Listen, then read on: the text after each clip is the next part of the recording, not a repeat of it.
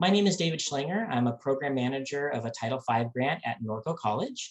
I've been working here at Norco College since 2018, specifically in career services and now in pathways work. Specifically, I oversee our new student advising office, our career services, and our financial education program. We were following a variety of guided pathways literature that initially started with the importance of career development for students, and then sort of led into the importance of helping students make career and academic decisions. And then as we continue to follow that work, we realized that that's just a part of what students need support with. And really there's this idea of holistic student support. So there's a whole bunch of things that students need to be successful in the onboarding process and throughout their college journey. So every student now, instead of getting a lecture-based orientation, it's really more of a dialogue where we're sharing with them a little bit about our programs and services, but the students are able to respond to that information by telling us about how that impacts them or how it affects their needs, or if they have a related need that that service or program can fulfill. And so we take in that information from our incoming students and then immediately provide each and every student that comes into the college with a custom support plan aligned specifically with their needs. My role as a middle leader in this process has been largely in a not only coordinating role, because I do oversee the operational areas that take in our holistic student support survey and connect students with student supports, but probably more so behind the scenes of doing the research in order to help us make the case for the need for this work. When I was a classified professional, I would say that a lot of those jobs are designed to focus on operational, transactional tasks, and they fill up 100% of the time that's available. There wasn't really time to try to improve or advance processes. The job was just designed and created to keep me busy all day, every day, with a variety of tasks. Moving into leadership position as a manager and administrator, the function of my job became very different, but the purpose did not. I mean, my goal was always to help and advance student success, but now I just actually have the time to strategize and lead and try to actually make these things happen and not fill up all of my time with operational tasks.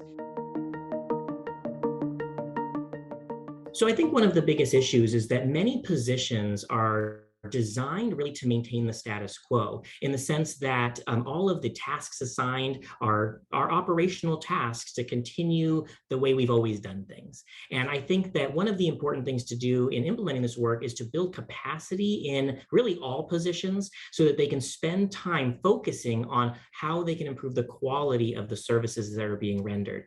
For my areas, for example, going forward into next year, each of my employees that work under my areas will have time every week to reflect and to specifically identify something that they can do to improve the quality of the services that they're providing to students. In retrospect, one of the things that I would have done differently in the implementation of our guided pathways work is put a greater focus on training, especially frontline workers, on the ideas behind guided pathways and presenting the literature and research to them earlier in the process. I think one of the, I suppose, mistakes of the process was trying to just show them what needed to be done with not explaining why it needed to be done. And what we realized about halfway through the process was that, maybe we need to actually do a training and walk through guided pathways principles, and the same research that has us so motivated to do this work, we needed to make sure that even the operational frontline employees also understood those exact same things, because they don't necessarily get to go to all of the same conferences or in institutes or participate in the webinars. And we get inspired by that information and we get ideas and we want to operationalize the work, and we're reading articles and research, and then we forget to push that information forward and summarize that and explain that and make it available for people that are actually doing the work.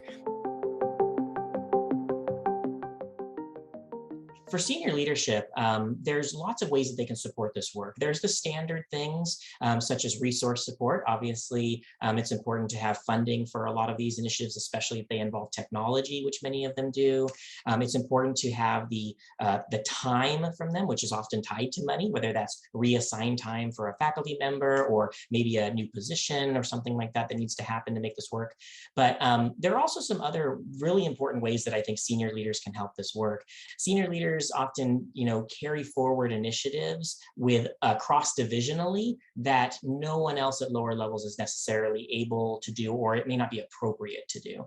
So this is not only important when it comes to working in other major branches of the college, but also if anything involves collective bargaining conversations, or just any discussions that are outside of one's branch of the college. It's really important and helpful to have senior leaders who are always willing to listen to those ideas, present those ideas, and then follow through it to the point of bringing that back to the group that's trying to lead the work.